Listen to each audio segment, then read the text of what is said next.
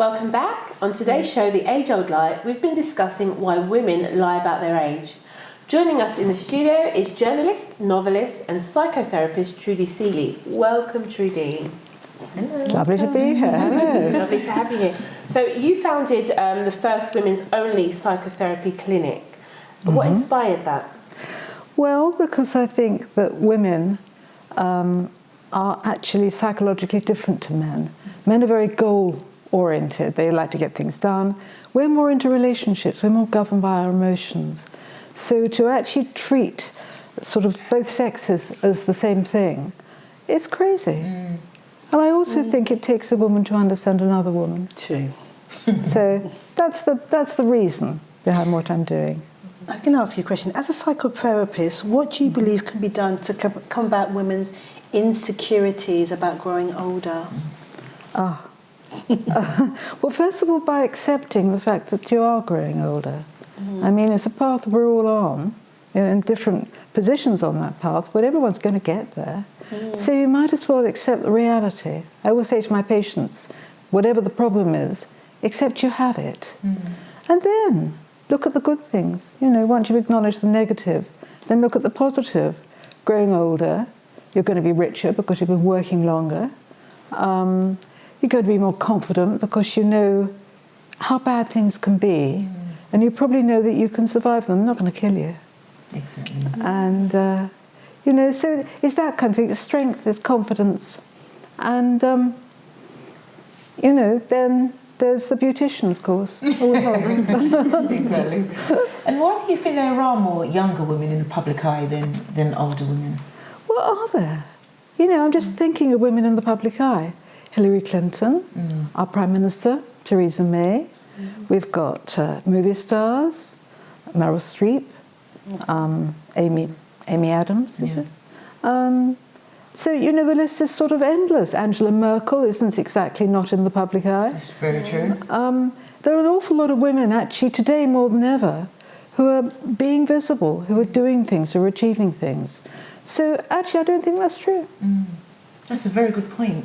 It could be that, you know, a lot of the times when people think about the public eye, automatically they think celebrities, you know, but as you've mentioned today, it's more than just, you know, the ones that we see perhaps on social media posing. It's a lot deeper than that, isn't it? Yeah.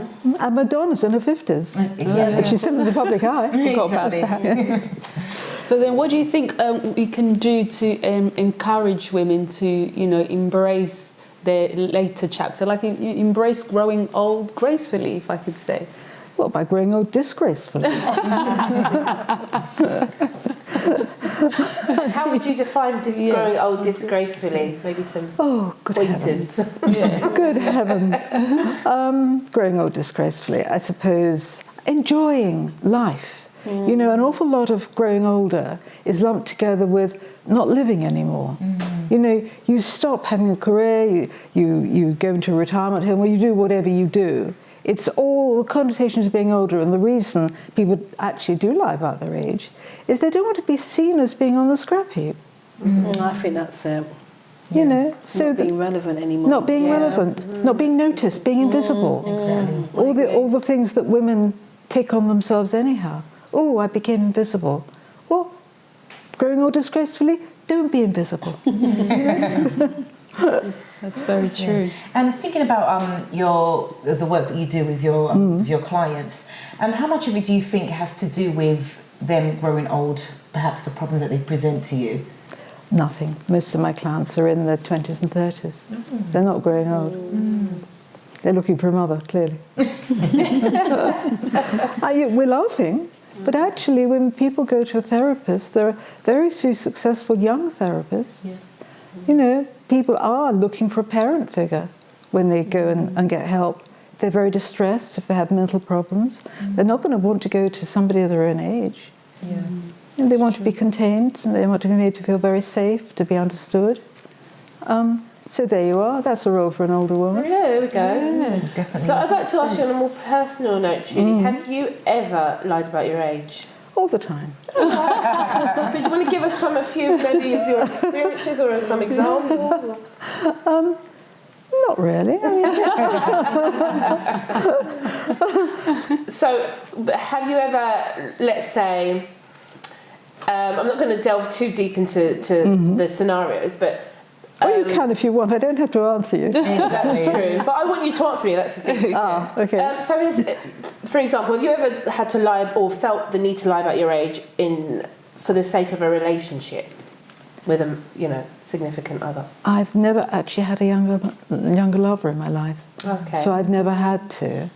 Yes, actually, I once did. When I was in my 20s, I met a very much older man, and I did lie because I wanted him to take me seriously.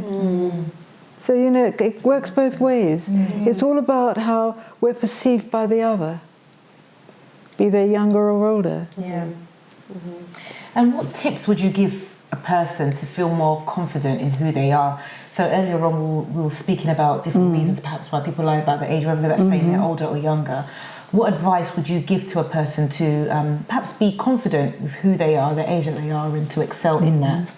So we spoke about competition, for example, in a workplace. Yeah. So what advice would you give? Well, be the best you can be, whatever your age. So, you're talking about the workplace. One of you was saying earlier, you're going to be employed for your skill. So, do you really want a 20-year-old or a 25-year-old who looks great, sounds terrific, and does a rubbish job?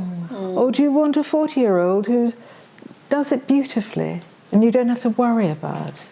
I think, it's really a no-brainer, isn't it? You want somebody who can do... Yeah. I agree. You want somebody who can do whatever to the best of their ability. And sometimes it's better to be a young woman because it might be suited to what you're doing at that stage.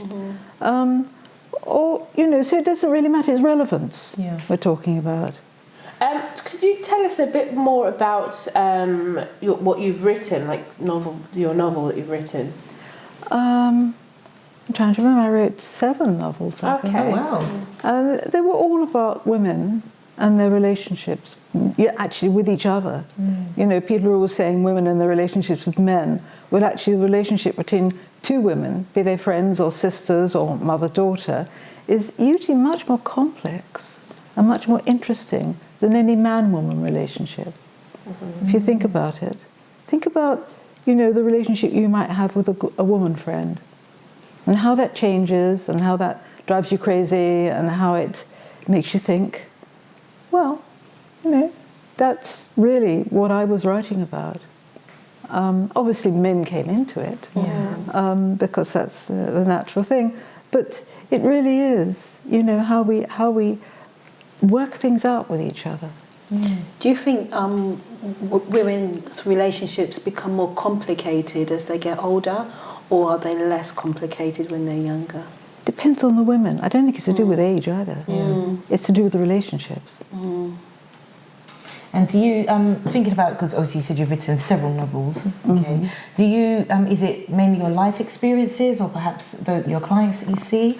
What motivates you to write those novels or to base your characters on? How do you go about that? Well, I wrote novels sort of in the early 2000s, so we're going back a few years. Sorry, what was the question again? I've lost my thread. So it's more about the inspiration behind the storylines, the characters. I'm just wondering if it was experiences that you've had or perhaps clients that you've seen.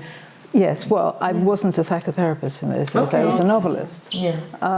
So it would be life experiences. I was a showbiz journalist for many years, so I saw a lot of things and participated in a lot of things that a lot of people wouldn't believe. I mean, Jackie Collins wrote about Hollywood. Because she saw a side of life that was interesting, and I suppose all of us, as a journalist, I was exposed to fairly exotic bits of the world, and they make very nice books, as well as the basic human relationships that underpin everything. It's the glamour and the glitter that you actually see, and it's fun to write about. Did you witness any of that insecurities that women had as they grew older? Because you was involved in that kind of world, I should say. Yes, I interviewed Zsa Zsa Gabor. Oh, wow. Do you all remember who she was? Yeah, for sure. Yeah. I know her name, yeah. Well, I witnessed her insecurities, which are extraordinary.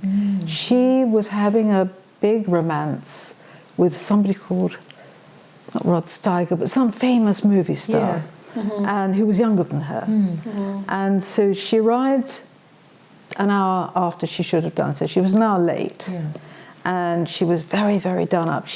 It was like the morning, but she was done up for a cocktail party. Wow, with the makeup and everything. With the makeup and the very elaborate hairdo and the glittery dress. And it was like midday. And she was very funny. You know, she talked about men in a very, very funny way. You realise she got to the age where she knew that diamonds were a girl's best friend. I think that was how she felt about herself. She was very honest. I mean, she was very insecure, but she was actually, there was an honesty about her that was memorable. I think she was known for her insecurity, actually. Well, those Gabor sisters, they were all... You remember their mother raised them to marry millionaires. And they were all schooled to be irresistible to men in a very subservient, old-fashioned kind of way.